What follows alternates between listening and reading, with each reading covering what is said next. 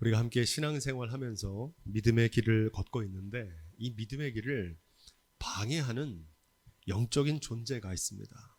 그 존재를 가리켜서 사탄이라고 합니다. 이 사탄은 뿔이 달리고 꼬리가 있는 그런 모습이 아닙니다. 눈에 보이지 않는 영적인 존재입니다. 영적인 존재라는 말은 사람의 생각, 보이지 않는 생각과 말을 통해서 역사한다는 것입니다. 두려움을 주고 염려하게 하고 분쟁과 다툼을 일으킵니다. 하나님의 일보다 사람의 일을 먼저 생각하는 그런 일들을 사단이 역사합니다.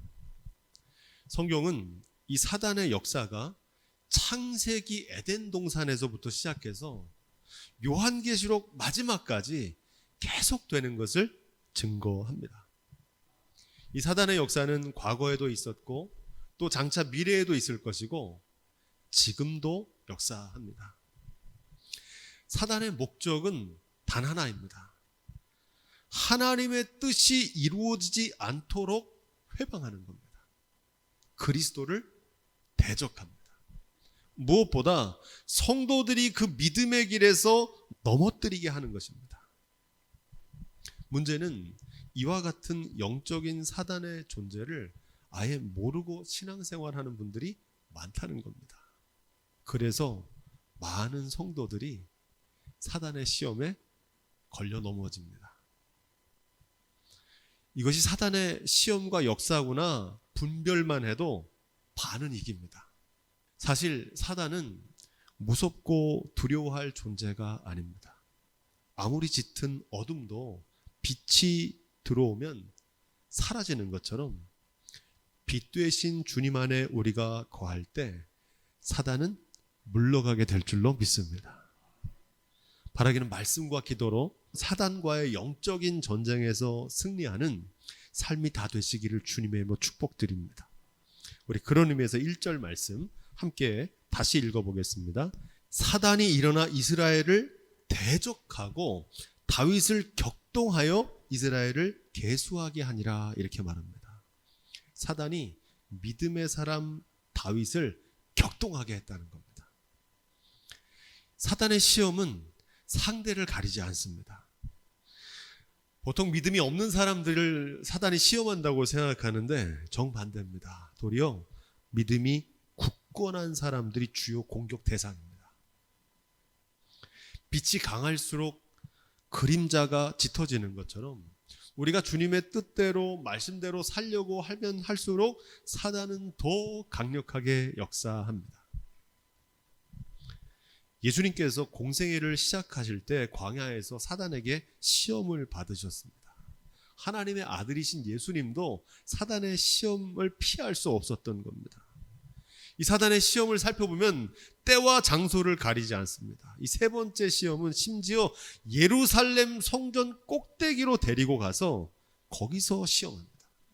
많은 사람들이 주님의 일을 하다가 교회 일을 하다가 사단의 시험에 걸려 넘어진다는 사실입니다. 분별할 수 있는 지혜가 있기를 주님의 이름으로 부탁드립니다. 오늘 말씀은 사단이 역사하는 때가 언제인지를 가르쳐 줍니다. 지난주를 우리가 묵상했던 18장에서 앞에 20장까지는 다윗의 승전보입니다. 다윗이 어디로 가든지 누구를 만나든지 여호와께서 다윗에게 승리를 주셨던 겁니다. 한마디로 사단의 시험 언제 찾아왔느냐? 다윗이 승승장구할 때 사단의 시험이 임했다는 사실입니다. 대부분 어려운 고난을 만나면 사단의 시험이 찾아왔다고 생각하는데 몰라서 하는 얘기입니다. 사단의 시험은 모든 일이 잘 되고 형통할 때 찾아옵니다. 고난을 당할 때 넘어지는 사람이 열의 하나라면 열의 아홉은 형통할 때 넘어집니다. 어려울 때는 주님을 의지하지만 오히려 편안하고 모든 일이 형통할 때 주님으로부터 멀어지는 위기를 맞게 되기 때문입니다. 그래서 사도 바울은 이렇게 권면합니다. 고린도전서 10장 12절 함께 따라해 보겠습니다. 그런즉 선줄로 생각하는 자 넘어질까 조심하라. 아멘. 모든 일이 잘 되고 편안하고 승승장구할 때 넘어지지 않도록 또 조심해야 됩니다. 경제적으로 어렵고 궁핍할 때는 누구나 겸손합니다. 하지만 진정한 겸손은 모든 것이 잘 되고 형통할 때 겸손한 사람이 진짜 겸손한 사람입니다. 경제적으로 가난할 때는 누구나 청빈합니다. 뭐 가진 게 없는데 청빈할 수밖에 더 있습니까? 진짜 청빈한 사람은 부요와 번영을 누릴 때 청빈하게 사는 사람이 그 사람이 청빈한 사람입니다. 그래서 야고보 사도는 이렇게 권면합니다. 너희 중에 고난 당하는 자가 있느냐? 저는 기도할 것이요. 즐거워하는 자가 있느냐? 저는 찬송할지니라. 고난을 당할 때에는 하나님의 도우심을 구하며 기도하시기를 부탁드립니다. 또한 형통할 때, 모든 일이 잘 될 때는 자만하고 방심하면 안 되고 형통케 하신 하나님께 찬송을 올려드리시기를 주님으로 부탁을 드립니다. 그래야 고난을 당할 때나 형통할 때나 언제나 주님과 동행함으로 사단의 시험에 걸려들지 않을 수 있습니다. 특별히 오늘 말씀에 나오는 다윗처럼 승승장구할 때, 요즘 말로 바꾸면 잘 나갈 때 조심하십시오. 사단이 격동하여 시험한 내용이 뭔지가 오늘 말씀에 기록하는데 이스라엘을 계수하니라 이렇게 말합니다. 메시지 성경으로 이 대목을 바꿔 읽으면 이렇게 되어 있습니다. 사탄이 등장하여 다윗을 꾀어 이스라엘의 인구를 조사하게 했다. 왕으로서 자기 나라에 속한 백성들에 대한 인구 조사하는 게 왜 문제인지 얼핏 보면 이 말씀이 잘 이해가 되지 않습니다. 이어지는 2절로부터 6절까지 말씀을 쭉 살펴보면 이 다윗이 인구 조사를 시행한 목적이 드러납니다. 이스라엘 나라에 속한 군대의 숫자, 곧 군사력을 파악하게 한 것입니다. 이게 왜 문제냐? 여러분, 다윗을 승리하게 하신 분은 누구십니까? 여호와 하나님이십니다. 그걸 그의 부하인 요압도 알고 있었습니다. 그런데 다윗은 하나님의 은혜보다 자신의 군사력을 살펴서 자신의 업적과 성과를 만천하에 과시하고 싶었던 겁니다. 하나님의 축복을 자신의 영광으로 여기던 것, 이것이 하나님 앞에서 다윗이 범한 범죄라는 겁니다. 다윗의 승리와 성공은 군사력이 강해서가 아닙니다.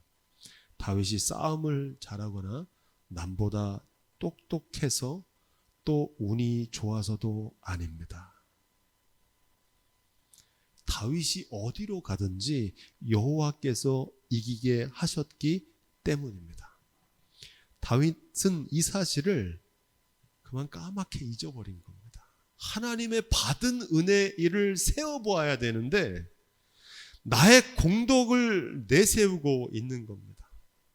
하나님께 받은 복을 세어보아야 되는데 하나님 나에게 어떤 복을 주셨는지 그 복을 세워야 보아야 되는데 내 소유가 얼마인지 세는데 급급했던 겁니다.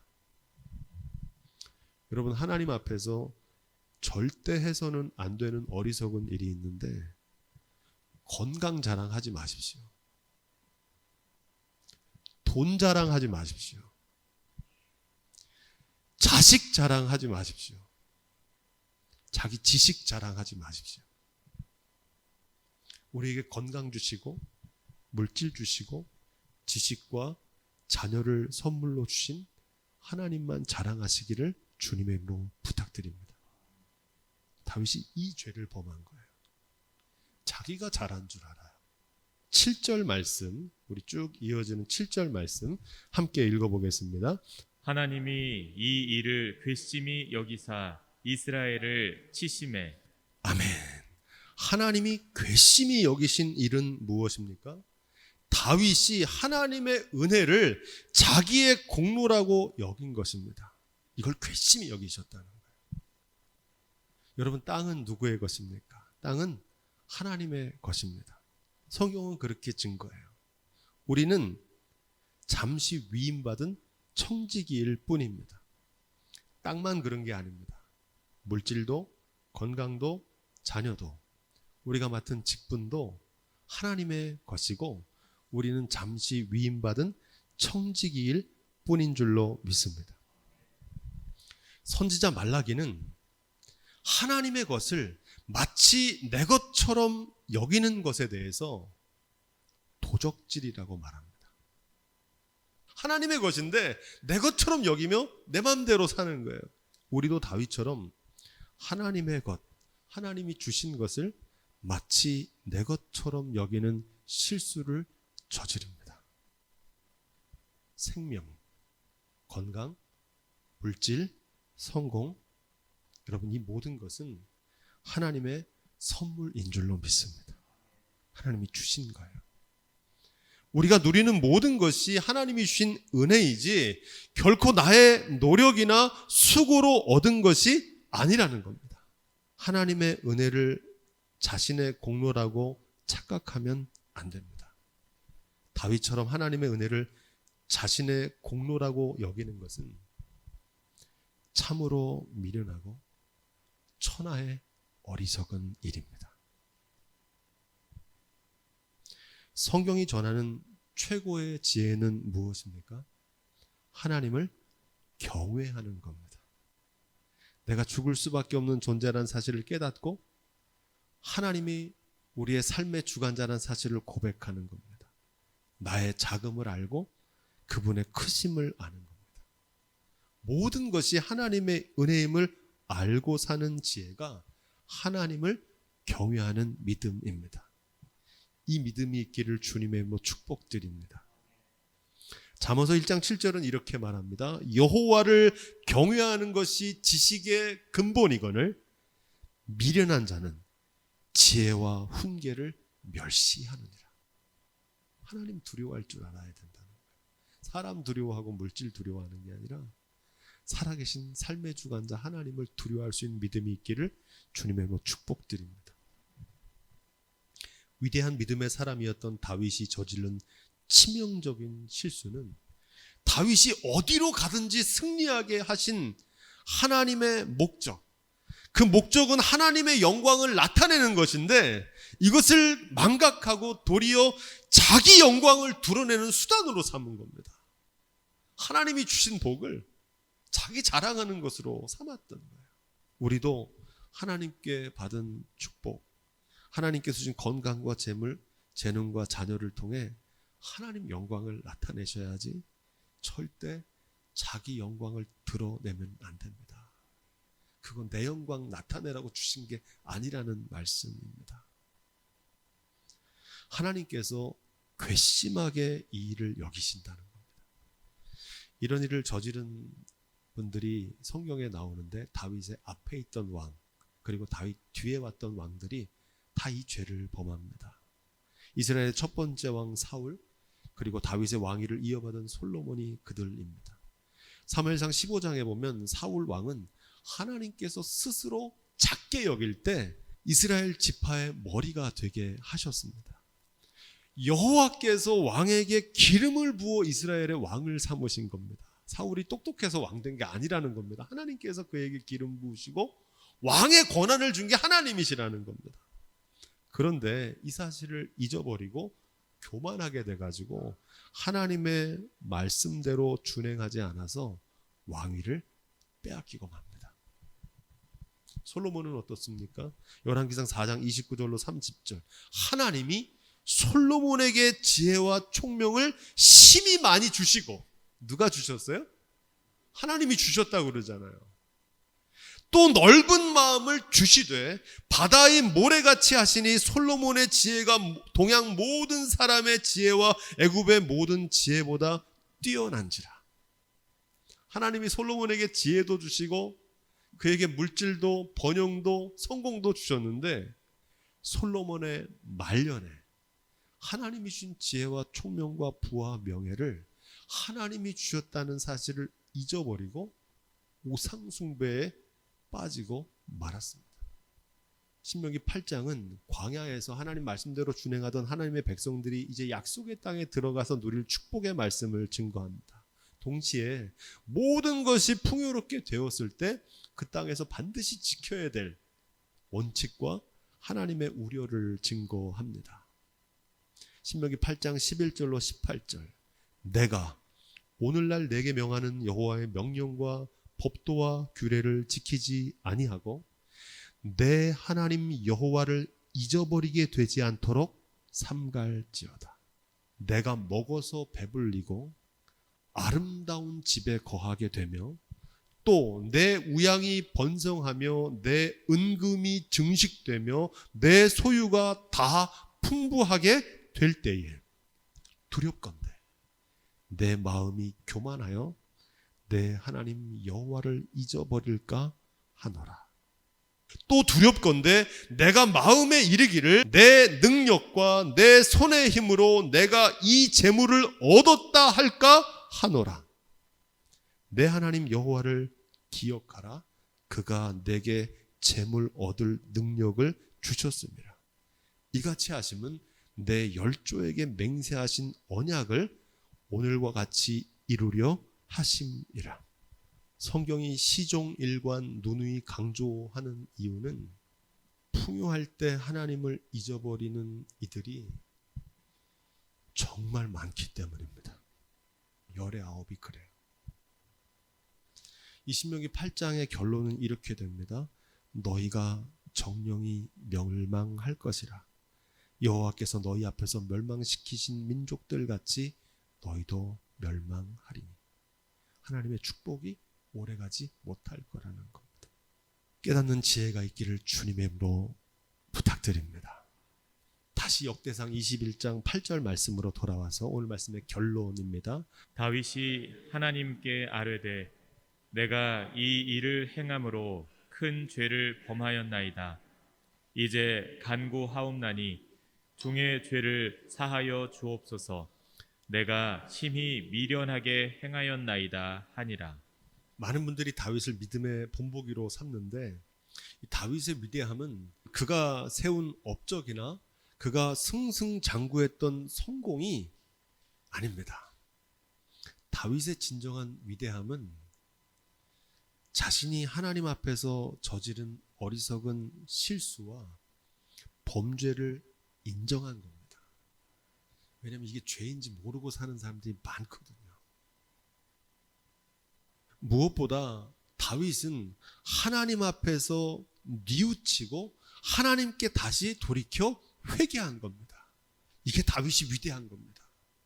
우리가 다윗을 통해 배워야 될 것은 이 점을 배워야 됩니다. 신약 성경에 이 다윗처럼 지혜로운 인물이 누가복음 15장에 나옵니다. 바로 탕자의 비유에 나오는 아버지의 재산을 자기 것처럼 여기고 다 탕진하고 아버지의 집으로 돌아온 둘째 아들입니다. 누가복음 15장 18절로 20절은 이렇게 기록합니다. 내가 하늘과 아버지께 죄를 얻어 싸우니. 제가 죄를 지었다는 겁니다. 근데 이걸 모르는 분들이 많아요. 하나님의 은혜를 내 것처럼 여기며 사는 게 죄라는 겁니다. 하나님의 것을 난 청직인데 내 것처럼 여기는 게 죄라는 걸 이 탕자는 깨달았어요.